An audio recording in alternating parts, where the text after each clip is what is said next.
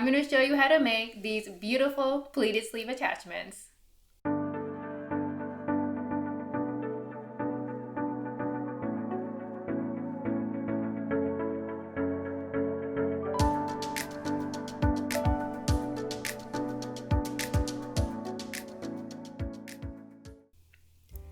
These pleated sleeve attachments are super easy to design. They're nothing more than a rectangle. Now, I'll walk you through a bit of math to figure out how wide your rectangle needs to be for your specific sleeve width. All you have to do is plug your measurements into the equations I created, and you'll automatically get the rectangle width that allows you to form pleats that are 2 inches wide. First, measure the width of your sleeve 1 inch above the hem. We place the pleated sleeve attachment here, so there's enough room to hem or add a lining later. These pleated sleeve attachments look best when the sleeve ends just above the elbow.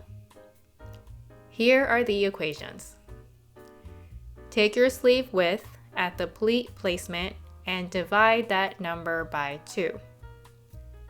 Take the whole number to the left of the decimal and multiply it by 6. That gives you the length of fabric that will form full pleats. Let's call this A. Take the decimal portion to the right and multiply it by 2. That gives you the extra fabric that won't form a full pleat. Let's call this B. Add together A, B, and 2 times your seam allowance.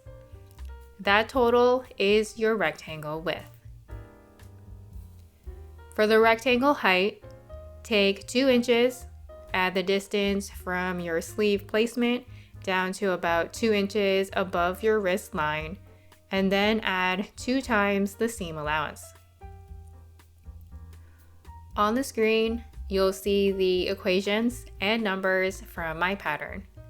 I used a small seam allowance of 1/2 inch, and my rectangle ended up being 31.1875 inches wide and 12 inches tall. And that's it. The design is complete. Let's move on to the sewing process. Start by hemming all 4 sides of your rectangle. I find it's easier to press the hem into place before sewing. To prep, press the fabric up by the seam allowance, then fold it in half and half again, pressing each fold in place. Depending on your fabric, you may want to use clips to hold it before stitching. On your sewing machine, top stitch around the entire rectangle, staying as close to the edge of the hem as possible.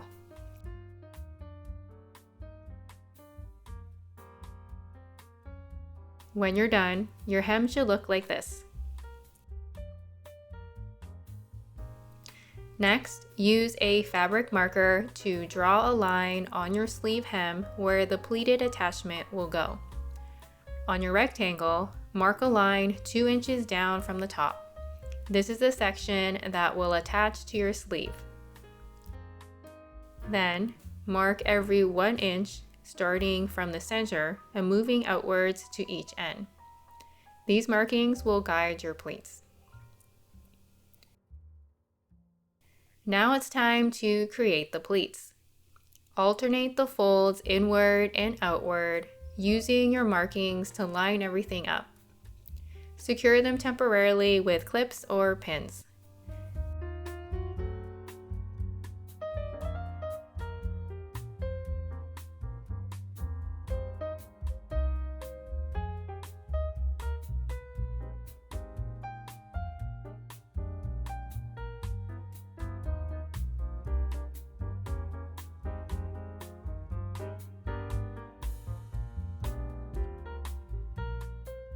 You should be able to form the number of pleats you calculated earlier, and you'll likely have a bit of extra fabric.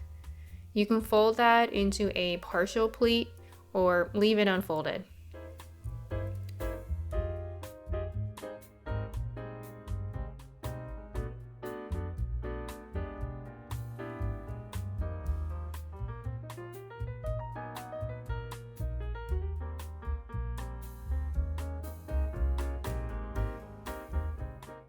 Once your pleats are made, place the rectangle on top of your sleeve to check the fit. Adjust the ends if needed. Fold more into the end pleats to shorten or fold less to extend.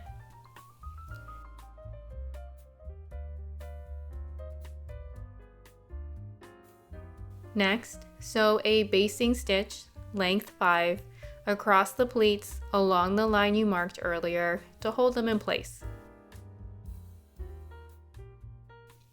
Position the pleats on your sleeve, align with your marked lines, and pin securely.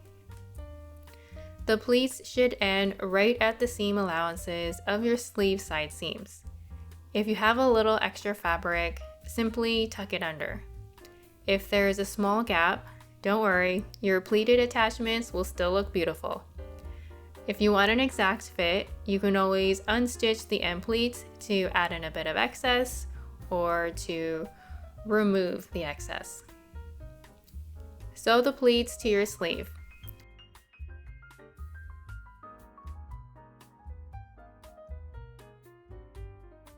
If your machine has embroidery stitches, you can layer one over the straight stitch for extra detail. Or you might choose to finish with a ribbon along the seam. It's completely up to you as the designer.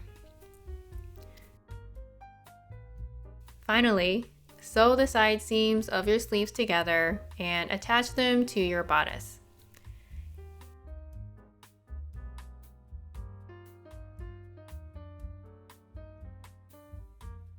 Here's a helpful tip.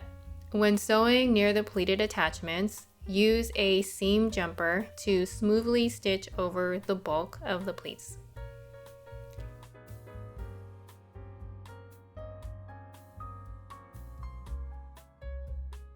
And that's it.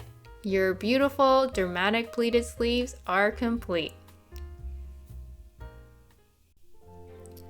I paired my pleated sleeve attachments with a puffy sleeve and a built-up neckline blazer. If you don't yet know how to make a puffy sleeve or built-up neckline, you can check out my other tutorial videos linked in the description. These dramatic sleeve attachments work beautifully across different fabrics and designs. They look best in fabrics with enough structure to hold their shape, like the brocade I used here, which actually came from a tablecloth. Organza is another great option that pairs really well with this design. I hope this tutorial was helpful. If you give these sleeves a try, tag me or share in the comments. I'd love to see how yours turned out. And if you like more sewing and design projects, don't forget to like and subscribe. Happy sewing!